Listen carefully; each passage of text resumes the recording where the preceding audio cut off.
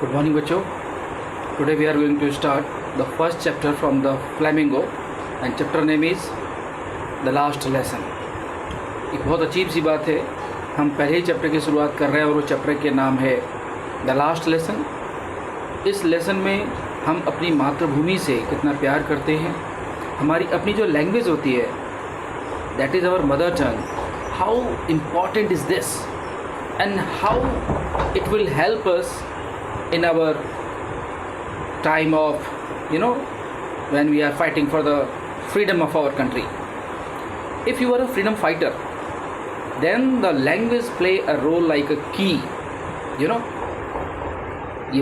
बात खुद नरेटर ने भी और अल्फोंस जो हमारे राइटर हैं इस चैप्टर के, उन्होंने भी बताने की कोशिश की है कि किस तरह से कभी भी जब आप एक गुलाम देश होते हैं, उस गुलामी की हालत में ये लैंग्वेज ही वो मास्टर की का रोल प्ले करती है कि आप अपनी आज़ादी को पा सकते हैं, आप खुद को किसी बेटर जगह पर ले जाकर खड़ा कर सकते हैं. This is possible only because of your mother tongue. So we should preserve it, we should guard it and we should save it. How we will study in this lesson. So let us see the lesson, the last lesson. Thank you. Very good morning बच्चों. आज का chapter है the last lesson. The last lesson, the book name is Flamingo and writer is Alphonse डॉरेट. और इन्होंने इस chapter में ये बताने की कोशिश की है कैसे पहला ही लेसन हमारा द लास्ट लेसन बन जाता है. ऐसी क्या खास बात हो जाती है इस चैप्टर में, इन बातों को हम जानेंगे. लेकिन सबसे पहले हम टाइटल पर ही जस्टिफिकेशन करते हैं कि आखिर इसका नाम क्यों लास्ट लेसन रखा गया. तो जैसा कि आप देख सकते हैं टाइटल में, प्रोकास्टिनेशन. प्रोकास्टिनेशन क्या होता है कि पहले ही आपके मन में किसी चीज़ को लेकर के लेम एक्सक्यूज़ आ जाते हैं, आप झूठे बहाने बनाते हैं, आप डिले करते हैं किसी भी काम को करने में, है ना. जो बातें आप मन में सोच के रखते हैं उनको सोचकर आप काम में डिले करते हैं. तो इसीलिए मैंने यहाँ पर मेंशन किया है कि procrastination is a very bad thing. ये बहुत ही बुरी चीज़ होती है. क्यों होती है ये बैड थिंग? क्योंकि आपको डिप्राइव कर देता है. डिप्राइव का मतलब वैसे तो हिंदी में अगर आप मुझसे पूछेंगे तो ये होता है वंचित कर देना किसी को भी. और दूसरे इंग्लिश के वर्ड में आपको मैं बताऊँ तो जो भी फैसिलिटी आपको मिलने वाली होती है वो फैसिलिटी आपको नहीं मिलती है. तो उसके लिए हम लोग वर्ड यूज़ करते हैं डिप्राइव्ड, यानी कि आपकी जो बेसिक रिक्वायरमेंट थी, आपसे वो बेसिक रिक्वायरमेंट या तो छीन ली गई हैं या फिर आपको वो बेसिक रिक्वायरमेंट क्या हो रहा है, नहीं मिल पा रही हैं. तो आपको डिप्राइव्ड की कैटेगरी में रखा जाता है. तो procrastination is a very bad thing that deprived your golden opportunities. भाई अगर आपके अंदर ये बैड हैबिट होगी तो क्या होगा, आपके अंदर इसकी वजह से ये गोल्डन अपॉर्चुनिटीज़ जो ज़िंदगी आपके सामने लेकर के आती है ये मिस हो जाएगी बच्चों. इसलिए कभी भी आप क्या करें, आज के काम को कल पर टालने की कोशिश बिल्कुल ना करें. क्योंकि जो आज का काम कल पे और कल का काम परसों पे टाल देते हैं, उनके हाथों से ये गोल्डन अपॉर्चुनिटी जो गॉड प्रोवाइड कर रहा होता है निकल जाती है. That are sent by divine power in our way. मैंने यहाँ मेंशन भी किया है कि ये जो गॉडली पावर्स होती हैं जिन्हें हम डिवाइन पावर कहते हैं, ये गॉडली पावर्स की देन होती है कि वो हमारे रास्ते में हमारे लिए अपॉर्चुनिटीज़ लेकर आती हैं. अब the story revolve around the last lesson by M Hamel. पूरी की पूरी कहानी कहाँ पर चल रही है, एम हैमल के इर्द गिर्द घूम रही होती है. As now French would no longer be taught in schools of Alsace and Lorraine. ये जो स्कूल हैं हमारे, दो स्कूल हैं, दो जगह के नाम हैं. एक अल्जैक नाम है, दूसरा लॉरेन इसको बोला जाएगा, जो साउंड होगी इसको. इन दोनों ही जगहों पर अल्जैक में और लॉरेन में अब आप वहाँ के स्कूलों में नहीं पढ़ा पाएंगे फ्रेंच, क्योंकि French language is going to be ban. Chances given by time play a major role. अब देखिए हमारे जीवन में जो वक्त होता है ना, वो बहुत कभी कभी हमें बड़े बड़े रोल प्ले करने के लिए इंस्पायर भी करता है, हमें अपॉर्चुनिटीज़ भी देता है। So we should respect it, हमें इसकी रिस्पेक्ट करनी चाहिए। Because if we fail to do so many possible, so may be possible we will lose it very soon. क्योंकि अगर आप अपॉर्चुनिटीज़ को तरह हमने देखा कि एम हैमिल जो हमारे टीचर हैं, इन्हीं के आसपास ये पूरी की पूरी कहानी घूम रही होती है। किसके आसपास घूम रही होती है? एम हैमिल के आसपास पूरी कहानी घूम रही होती है। और ये एम हैमिल फ्रेंच लैंग्वेज के टीचर हैं। और रोल प्ले आपने देख ही लिया बच्चों। बहुत बड़ी बात यहाँ पे कि हमारे जीवन में जो चांस है यानी अपॉर्चुनिटी है, इसका बहुत बड़ा रोल होता है। हमारे जीवन में अवसर, बहुत मौका हमें ऐसी दे प्रोवाइड करते हैं जिससे हम कुछ बड़ा कर सकते हैं। लेकिन इन सारी चीज़ों में कुछ भी आप अगर बड़ा करना चाहते हैं, अगर आपके लाइफ में लैंग्वेज नहीं है तो आप कुछ भी नहीं कर सकते। यानी आपकी जो मदर टंग है, जो आपकी मातृभाषा है, यदि आपकी मातृभाषा ही आपसे छीन ली जाएगी तो आप कुछ नहीं कर सकते हैं। This is exactly what happen with the people of Alsace and Lorraine. यही हुआ है उन लोगों के साथ में जो लोग अल्ज़ैक के निवासी हैं, जो लोग लॉरेन के निवासी हैं। They lost their chance to close to their mother tongue. इन्होंने उस मौके को गंवा दिया है जिसके द्वारा वो अपने मातृभाषा के बेहद करीब आ सकते थे। As they had never bothered. ये देखिए बोथर्ड यहाँ पे लिखा हुआ है। बोथर्ड का मतलब होता है कि आप किसी भी परेशानी से अपने आप को जोड़ना नहीं चाहते हैं, आप अपने आप को परेशान नहीं करना चाहते हैं कि हम क्यों करें खुद को परेशान, हम क्यों करें अपने आप को परेशान। तो यहाँ पर बोथर किसके लिए होना चाहिए? यहाँ पर बोथर होना चाहिए कि आप थोड़ा सा अपने आप को कंफर्ट जोन से बाहर निकालिए। भाई अपने आप को आप कंफर्ट जोन से बाहर निकालिए, तभी तो आप अपनी लैंग्वेज की रक्षा कर पाएंगे, प्रिजर्व कर पाएंगे। लेकिन उन्होंने क्या किया, बिल्कुल भी इसे कह सकते हैं आप जहमत नहीं उठाई कि उन्हें अपनी लैंग्वेज को सीखना चाहिए, उन्हें अपनी मातृभाषा को सीखना चाहिए। उन्होंने ऐसा कुछ भी प्रयास नहीं किया। और नतीजा क्या निकला? नतीजा ये निकला कि it was very shameful being French man. आप फ्रेंच मैन हैं। आप देखिए बच्चों कितनी बड़ी बात है। आप जैसे भारतीय हैं और भारत में रहते हैं, आपको इंडियन कहा जाएगा और आपको हिंदी ना आए तो कितनी शर्म की बात है। कुछ इसी तरह जो फ्रेंच लोग होते हैं जिन्हें फ्रेंच मैन कहा जाता है, अगर वो नहीं जानते हैं अपनी लैंग्वेज को तो उनके लिए बहुत ही सेमफुल घटना होगी। They were unable to read and write French. ना तो वो लिख सकते हैं, ना तो वो पढ़ सकते हैं। तो इसका मतलब क्या हुआ? अगर ऐसी कंडीशन है बच्चों, तो क्या आप अपनी आइडेंटिटी को वहाँ बरकरार रख पाएंगे? बिल्कुल नहीं रख पाएंगे। ऐसा ही होता है कि हमारा राइटर यहाँ बताने की कोशिश करता है कि कैसे वहाँ के फ्रेंच लोग ही अपनी भाषा को ना तो लिख सकते हैं, ना तो पढ़ सकते हैं। इन सारी बातों को देखें तो हम पाएंगे जो हमारा टाइटल है बिल्कुल सही है।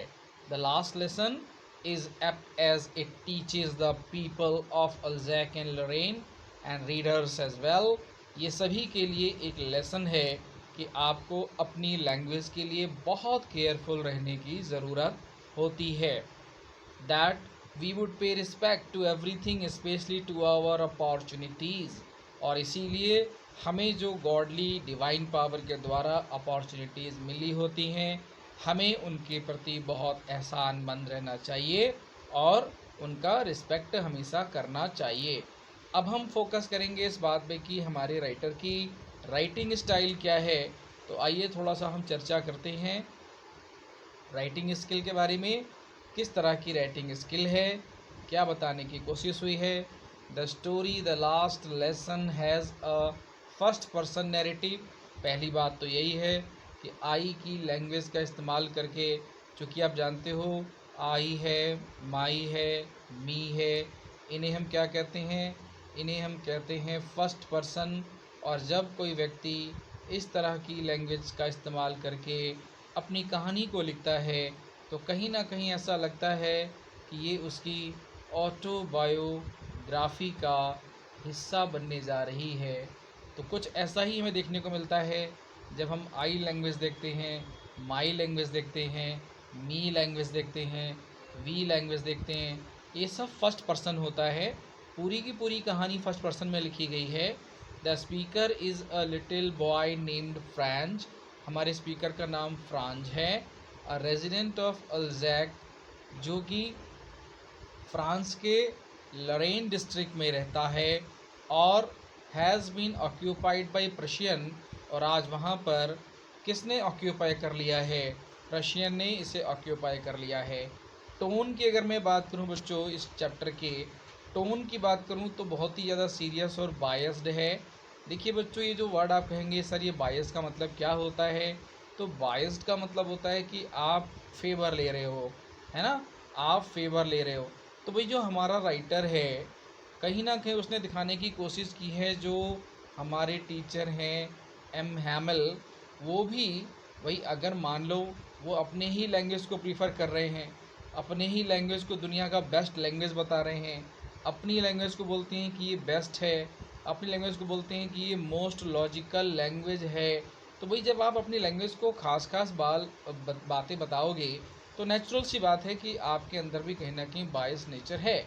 और चूंकि वो अपने देश को लेकर के पैट्रियाटिक फीलिंग से भरा हुआ है, पैट्रियाटिक फीलिंग से भरा हुआ है, देशभक्ति की भावना भी है उसके अंदर में, तो हम कह सकते हैं कि हमारी टोन जो है वो सीरियस भी है और बायस भी है। The Athar feel bias about the government. देखिए मैंने यहाँ दिखाने की कोशिश भी कर दी है कि बायस नेचर कहाँ मिलता है हमें। Author feels bias about the government and the war compelling everyone to speak German. आज हर कोई इस बात के लिए कह रहा है कि भाई जर्मन बोलिए। आप तो जनरल वे में आप जानते हैं, जो देश किसी के ऊपर हमला करेगा वो अपनी लैंग्वेज को थोप देगा, लेकिन आप अपनी लैंग्वेज को प्रीफर कर रहे हो। भाई लैंग्वेज तो लैंग्वेज होती है। तो इसी कारण से हम कह सकते हैं कि इनके अंदर जो टोन है वो बायस्ड है। ठीक है बच्चों, अब हम अपनी कहानी को स्टार्ट करते हैं यहाँ से। Now story begins. अब कहानी हमारी शुरू हो जाती है। The story is about French boy whose name is French. ये जो कहानी है ये एक ऐसे लड़के की कहानी है जिसका नाम फ्रांज है, और ये लेज़ी बच्चा है, थोड़ा आलसी बच्चा है, लेकिन ये सेंसिटिव है। सेंसिटिव का मतलब ये हुआ किसी चीज़ को लेकर के बहुत ज़्यादा सीरियस हो जाना, बहुत ज़्यादा उसके प्रति लगाव पैदा हो जाना। लाइक्स टू प्ले, इसे खेलने से बहुत ज़्यादा लगाव है। और देखिए बच्चों, ही डिसलाइक स्टडीइंग फ्रेंच, उसको फ्रेंच पढ़ने से नफ़रत है। Hate his teacher M Hamel, और ये स्टार्टिंग की बात चल रही है जिसमें ये चर्चा हम लोग कर रहे हैं कि एम हैमल से नफ़रत करता है, फ्रेंच लैंग्वेज को पढ़ने से नफ़रत करता है। Franz was going for school. अब कहानी की शुरुआत होती है तो फ्रांज जो है वो स्कूल जा रहा होता है, लेकिन क्या होता है, वो लेट हो जाता है। मैंने कलर चेंज किए बच्चों बहुत सारे, ताकि आपको बहुत इंटरेस्टिंग भी लगे और आपको अच्छे से याद भी हो जाए, सारे पॉइंट्स आपके सामने भी आ जाएं। तो मैंने इन पॉइंट्स को दिया है कि आप स्कूल के लिए लेट हो चुके हो, और एम एल ने कहा था भाई मैं तो पार्टिसिपल सुनूंगा, सारे बच्चे ध्यान दीजिए, पार्टिसिपल सुनूंगा। तो he was thinking to bunk his class, और ये रीज़न बन जाता है कि यार सर तो आज वाट्सअप सुनने वाले हैं, मेरे को याद ही नहीं है मैं क्या करूँगा स्कूल में जाकर, बहुत परेशान हो जाता है। इसीलिए उसका ये फैसला होता है थोड़े समय के लिए बच्चों, बहुत थोड़े समय के लिए, कि मैं अपने क्लास को बंक कर दूँगा, आज मैं क्लास ज्वाइन नहीं करूँगा। और जब वो आगे बढ़ता है तो उसे क्या मिलता है, birds were chirping on the trees. उसने देखा कि जो चिड़िया है वो पेड़ों पर चहचहा रही हैं, और Prussian army were drilling, Prussian जो आर्मी है वो ड्रिलिंग कर रही है। The weather was so fine and sunny, और वेदर कैसा है, बहुत ही सुंदर है और सनी डे है, क्योंकि देखिए बर्फीले जगहों पे अगर धूप निकल आती है तो बड़ा इन्जॉय करने का मन करता है। These all thing distract his mind, ये सारी चीज़ें उसके दिमाग को डाइवर्ट करने की कोशिश करती हैं, डिस्ट्रैक्ट करने की कोशिश करती हैं। लेकिन बच्चों एक अच्छी क्वालिटी आती है कि वो फिर भी डिसाइड कर लेता है कि नहीं नहीं, मेरे को तो स्कूल जाना है तो जाना है। यहाँ पे मैंने एक चीज़ मिस की है बच्चों, वो है स्कूल जाते समय उसको रास्ते में एक बुलेटिन बोर्ड भी नज़र आता है, और ये जो बुलेटिन बोर्ड है ये किसी तरह की सैड न्यूज़ हो या किसी तरह की कोई हैप्पी वाली न्यूज़ हो, लेकिन हैप्पी तो छोड़ ही दीजिए, पूरे चैप्टर में सैड न्यूज़ के अलावा कभी हैप्पी न्यूज़ आई नहीं है। और सारी सैड न्यूज़ का जो सोर्स होता था, आपके बुक में लिखा है जितनी भी बैड न्यूज़ आती थी, उन बैड न्यूज़ का जो सोर्स होता था वो कौन था? वो ये बुलेटिन बोर्ड होता था। ये बुलेटिन बोर्ड, ये मैंने यहाँ नहीं लिखा बच्चों, इसलिए मैंने बोल दिया आपसे। This way we can say he fought with his temptation. ये तमाम बातें, रुक जाना कि ये नहीं जाऊँगा या मैं बाद में देखूँगा, ये सारी बातें कहीं ना कहीं टेम्पटेशन को बताती हैं कि किस तरह का टेम्पटेशन हमारे फ्रेंच के अंदर आ जाता है और वो स्कूल बंक करने के बारे में सोचता है। लेकिन एक बहुत अच्छी बात है, इन सब के बावजूद, इन सारे टेम्पटेशन के बावजूद हमारा फ्रेंड जीत जाता है और स्कूल पहुंच जाता है। और उसने क्या क्या वहाँ डिफरेंट देखा, ये बहुत इंपॉर्टेंट पॉइंट है यहाँ पे। ये 1 नंबर का है, और जो यहाँ बर्ड्स और जो डिस्ट्रैक्ट इसके माइंड को कर रही होती हैं, ये 1 नंबर का क्वेश्चन है, इसको ध्यान देने की ज़रूरत है। और ये हाफ मार्क का क्वेश्चन है कि कौन कौन सी चीज़ें पूछी हैं एमएमएल ने। ये जो पार्टिसिपल आ रहा है ना यहाँ पर, ये हाफ मार्क का पॉइंट है। अब हम बात करेंगे कि क्या क्या उसने बदलाव देखा जब हमारा फ्रेंच स्कूल पहुँच जाता है। देखिए, पहली बात उसने देखा, एवरी वन वॉज साइलेंट। उसने देखा चारों तरफ एकदम चुप्पी है, बिल्कुल शांत माहौल है। On the back benches villagers were sitting there, और जो बैक बेंचेज है उस पर गाँव वाले बैठे हुए हैं। Mayor of the town was sitting there with old primer, और जो मेयर है उस सिटी का जो पुराना मेयर है, वो एक ओल्ड प्राइमर को हम कहेंगे, एक जो बच्चों एलिमेंट्री बुक होती है ना, जैसे छोटे छोटे बच्चे पढ़ना सीखते हैं, छोटा बड़ा, उसको हम लोग बोलते हैं एलिमेंट्री बुक। तो वो एलिमेंट्री बुक लेकर के वहाँ पे हमारा मेयर बैठा हुआ है।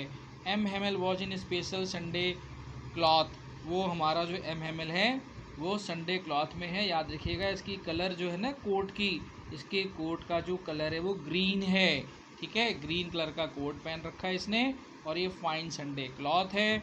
सर पे इसकी प्यारी सी एक हैट लगी हुई है, और इसकी जो शर्ट है वो शर्ट कैसी है? वो शर्ट है फ्रिल शर्ट, जिसको इसने पहना हुआ है। M Hamel did not scold him, अब जैसे ही चुपके क्लास में अंदर आने की कोशिश करता है, एम हेमल ने उसको देख लिया, लेकिन देखने के बावजूद भी एम हेमल ने उसको बुरा भला बिल्कुल नहीं कहा। And he was going to start without him, केवल इतना कहा कि हम तो तुम्हारे बगैर ही शुरू करने जा रहे थे। नाउ ज्वाइन योर क्लास, चलो अपनी क्लास ज्वाइन करो, ऐसा एम हेमल ने हमारे कैरेक्टर फ्रांस से बोला। अब क्या होता है, after over powering their district of Alsace Lorraine in France, जब कैप्चर हो गया, अल्जैक को कैप्चर कर लिया, लरेन को कैप्चर कर लिया फ्रांस में, और जब ये कैप्चर का प्रोसेस आगे हो चुका है, तो लिखा है बच्चों उन्होंने, क्या हुआ कि बर्लिन जो मतलब जर्मनी की कैपिटल है, बर्लिन ने ऑर्डर पास किया कि भाई German language institute of French we taught in the school, अब आज के बाद से जर्मन लैंग्वेज पढ़ाई जाएगी और फ्रेंच लैंग्वेज स्कूलों में नहीं पढ़ाया जाएगा। ये बड़ा डिसीजन आता है। It was the last day of their French teacher M Hamel. अब देखिए, मैंने यहाँ पे डिफरेंट कलर से बताने की कोशिश भी की है कि ये जो दिन है ये आखिरी दिन है, ये उस टीचर का, एम हेमल का आखिरी दिन है, जिस टीचर ने बच्चों 40 ईयर, यानी आप समझ सकते हो 40 साल तक, 40 ईयर्स 40 साल तक सर्विस किया है उसने। ये जो लिखा हुआ आप देख रहे हो ना, ये 40 साल, यहाँ पे 1 पॉइंट है, ये हाफ पॉइंट में भी आ जाता है, ये 40 साल उसने सेवा की है। और M Hamel is full of grief, बेचारा दुख से भर जाता है, पुरानी यादों से भर जाता है, पेट्रियाटिज़म की भावनाओं से भर जाता है। इस तरह से एम हेमल के मन के अंदर में ये चीज़ें भरी हुई हैं। और अगर उसके मन में ये बातें हैं तो देखिए, टू पे रिस्पेक्ट, एम हेमल को रिस्पेक्ट देने के लिए गांव वालों ने क्या किया, the village men came to attend last lesson, वे लोग भी लास्ट लेसन को अटेंड करने के लिए आए थे। ये बहुत बड़ा रिस्पेक्ट है टीचर के लिए। दे आर सैड, वो भी बहुत दुखी हैं। दे did not learn their mother टंग, उन्होंने अपनी मदर टंग को कभी सीखने की कोशिश नहीं की। फ्रेंच इन देयर चाइल्डहुड, और बचपन में भाषा भी जो थी उनकी अपनी फ्रांसीसी भाषा, उसे लर्न करने की कभी कोशिश नहीं की। दिस इज़ प्रोकास्टिनेशन, और मैंने यहाँ दोबारा लिखा है कि यही प्रोकास्टिनेशन है कि हम आज का काम कल कर लेंगे, कल का काम परसों कर लेंगे, और आप डिले करते चले जाते हैं और उसका जो इम्पैक्ट होता है वो नेगेटिव हो जाता है। फ्रांज इज सॉक्ड, और फ्रांज जो है वो बहुत ज़्यादा सॉक्ड हो जाता है, बहुत ज़्यादा दुखी हो जाता है, उसको झटका लगता है ये जान करके that it is his last lesson, कि मेरे जो टीचर एम हैमिल हैं उनका ये लास्ट लेसन होने वाला है और दोबारा वो दिखाई नहीं पड़ेंगे, स्कूल को छोड़कर चले जाएंगे, ये लैंग्वेज पढ़ाई नहीं जाएगी। इससे बहुत परेशान हो जाता है। He does not know French, और ये भी फ्रेंच लैंग्वेज को नहीं जानता है। Now suddenly he get interested in learning it, और अचानक से आज इसके मन में ये भावना जाग उठती है कि मुझे फ्रेंच लैंग्वेज को सीखना है, समझना है। Everything taught on that day, जो कुछ भी उस दिन पढ़ाया जा रहा था बहुत ध्यान से मन लगा करके फ्रांज इस तरीके से सीखता है जैसे मान लो ये जीवन में अब कभी उसे सीखने का मौका नहीं मिलेगा। French develop an instant liking for teacher, जिस टीचर से फ्रेंच ने शुरुआत में अपने बच्चों देखा हेट करता है। किससे किससे हेट करता है? वो दो चीज़ों से हेट करता है। एक अपने टीचर से हेट करता है, दूसरा वो अपनी लैंग्वेज से भी हेट करता है। लेकिन आज का जो दिन है उसे इन दोनों चीज़ों से बहुत प्यार हो जाता है। He feel sad at departing him, और बहुत दुखी हो जाता है कि आज मेरे टीचर मुझे छोड़कर चले जाएंगे। As he is ashamed for not being able to recite lesson of participle, और participle के लेसन को भी वो ठीक से समझा नहीं पाया, इस बात को लेकर बहुत शर्मिंदा है। M Hamel tells him that they all are responsible that they did not pay attention, वो सब के सब जिम्मेदार हैं क्योंकि इन सब ने ही अटेंशन कभी नहीं दिया, ध्यान कभी नहीं दिया अपनी मदर टंग को लेकर के। He blames himself for not teaching them sincerely, और देखिए इससे बेहतरीन टीचर और कहीं नहीं मिलेगा कि वो टीचर खुद को भी ब्लेम करता है कि मैं भी बहुत जिम्मेदार हूँ कि मैंने सिंसियरिटी के साथ अपने बच्चों को नहीं पढ़ाया। He said that, वो ये कहता है कि whenever I wanted to go for fishing, देखिए साफ साफ आपको मिल रहा है देखने के लिए, वो ये कहता है कि जब भी वो जाना चाहता है फिशिंग करने के लिए, जब भी वो जाना चाहता है फिशिंग करने के लिए, उसने अपनी क्लास को पोस्टपोन कर दिया। जब भी वो बोटिंग करना चाहता था, जब भी वो स्विमिंग करना चाहता था, या अपने गार्डन में वाटर को पानी देना प्लांट्स को वाटर देना चाहता है, तो उन सभी के लिए इसने क्या करता था, अपने बच्चों को, स्टूडेंट्स को भेज देता था। और कहा है यहाँ पे उसने एक्सेप्ट किया, I never cared about it, मैंने कभी परवाह नहीं की, और मैंने भी ज़्यादातर क्लास को क्या कर दिया, मैंने पोस्टपोन कर दिया। इस बात को एक्सेप्ट किया है हमारे एम हैमिल ने। एम हैमिल ऑल्सो ब्लेम विलेजर्स, अब एम हैमिल ने गांव वालों को भी ब्लेम किया कि दे नेवर प्रीफर्ड, उन लोगों ने भी कभी प्रीफर नहीं किया टू लर्न देयर लैंग्वेज, कि उन्हें अपने लैंग्वेज को लर्न करना चाहिए। They sent their children to mills, उन्होंने अपने बच्चों को मिल भेजा। क्यों भेजा मिल? ताकि वो मिल जाएं, पैसा कमाएं, पैसे कमाने को प्रीफर किया उन्होंने। और स्टूडेंट जो थे उन्होंने क्या प्रीफर किया कि हम केवल गेम खेलें, अपने क्लास को उन्होंने इग्नोर किया।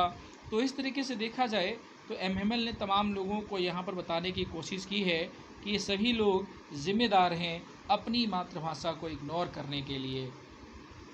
हिज पैट्रियाटिज़म, इनकी जो देशभक्ति की भावना है, is reflected in his praise, हमें तब नज़र आती है जब तारीफ़ों की बात होती है। वो फ्रेंच लैंग्वेज की बात करते हैं कि ये दुनिया की मोस्ट ब्यूटीफुल लैंग्वेज है। वो कहते हैं मोस्ट ब्यूटीफुल लैंग्वेज है। कौन? ये फ्रेंच को बताते हैं ये दुनिया की सबसे प्यारी भाषा है। He tells the class to guard their language, और वो अपनी क्लास को बताते हैं कि अपनी भाषा को, लैंग्वेज को गार्ड करो, इसकी रक्षा करो, आपको इसे गार्ड करना है, इसे प्रोटेक्ट करना है। गार्ड का मतलब यहाँ पर आ जाएगा प्रोटेक्ट, आपको इसको प्रोटेक्ट करना है।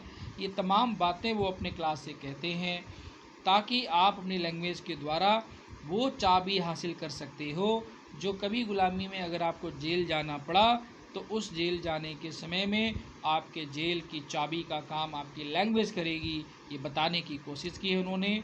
French realise the importance of learning his mother tongue, और आज जाकर के फ्रेंच को ये एहसास होता है कि अपनी मदर टंग को लर्न करने की कितना ज़्यादा इम्पॉर्टेंस हमारी लाइफ में होता है। French feels that it is not possible to take away one's language. और यहाँ पे एक बात और रियलाइज़ होती है फ्रेंच को कि कोई किसी की मदर टंग को छीन नहीं सकता है। जैसे बिकॉज क्योंकि it is one's identity as no one can snatch away the natural voice of pigeon. जैसे आप किसी पिजन यानी कबूतर की जो भाषा है, कबूतर की भाषा क्या होती है? कबूतर सिर्फ पू करता है, बार बार पू की आवाज़ पैदा करता है। तो जब आप लैंग्वेज कबूतर की नहीं छीन सकते हो, जब आप किसी पक्षी की, चिड़िया की, किसी जानवर की लैंग्वेज को नहीं छीन सकते हो, जो कि उसकी अपनी आइडेंटिटी होती है। हमें पता होता है कि क्रो की क्या लैंग्वेज है, या क्रो की आवाज़ से हम क्रो को पहचान लेते हैं, टाइगर की आवाज़ से हम टाइगर को पहचान लेते हैं, और पिजन की आवाज़ से हम पिजन को पहचान लेते हैं। तो इसी तरह ये जो लैंग्वेज है ना, ये हमारी आइडेंटिटी है। और आइडेंटिटी से क्या होता है, हमारी अपनी आइडेंटिटी बनती है, लैंग्वेज हमारी आइडेंटिटी बन जाती है। अगर हम हिंदी बोलते हैं तो इंडियन कहलाते हैं, अगर हम इंग्लिश बोलते हैं तो ब्रिटिश कहलाते हैं, अगर हम फ्रांसीसी बोलते हैं तो हम फ्रेंच कहलाते हैं। तो ये हमारी आइडेंटिटी बन जाती है। Language is our identity. So how can any one snatch it away from us. कोई हमसे हमारी लैंग्वेज को कैसे छीन सकता है। He realise his mistake. और इन तमाम बातों को सोचने के बाद हमारे मेन कैरेक्टर फ्रांज को अपनी गलती का एहसास हो जाता है। Thought to save it and guard it. और उसने इसके लिए विचार बनाया अपने मन में कि मैं इसकी रक्षा करूँगा।